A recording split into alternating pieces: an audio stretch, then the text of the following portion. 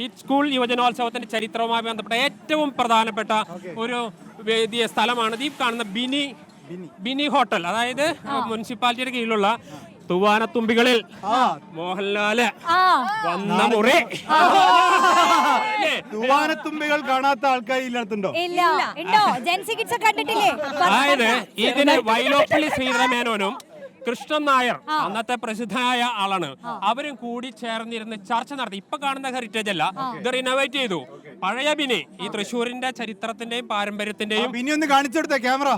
ഇത് പുതിയ ബിനിയാണ്, കാരണം ആ സ്ട്രക്ചറിങ് കുറെ മാറ്റിയിട്ടുണ്ട്. പക്ഷേ ഇവിടെ വെച്ചാണ് ഈ സ്വർണ്ണക്കപ്പ് എങ്ങനെ രൂപപ്പെടുത്തണം, ഏത് രീതിയിൽ വേണമെന്ന ഒരു തീരുമാനമെടുക്കുന്ന മഹാകവി വൈലോപ്പള്ളി ശ്രീധരമേനോനും കൃഷ്ണൻ നായരും.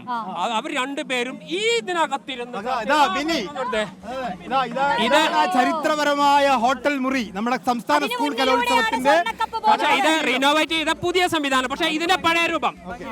സംസ്ഥാന സ്കൂൾ കലോത്സവത്തിന്റെ കലാകിരീടം ഡിസൈൻ ചെയ്യാൻ ആലോചനകൾ നടന്ന ഹോട്ടൽ മുറിക്ക് മുമ്പിലാണ് തീരുമാനമെടുത്ത ഹോട്ടൽ മുറിക്ക് മുമ്പിലാണ്. അപ്പൊ സാംസ്കാരിക കേരളം സാംസ്കാരിക തലസ്ഥാനം എന്ന് വെറുതെ വിളിക്കുന്നതല്ല അല്ലേ? തൃശ്ശൂരിന്റെ സാംസ്കാരിക പാരമ്പര്യം വിളിച്ചോന്ന് വലിയൊരു വിളംബര ഘോഷയാത്ര നമുക്ക് പിന്നിലായിട്ട് ഇങ്ങനെ വന്നുകൊണ്ടിരിക്കുകയാണ്.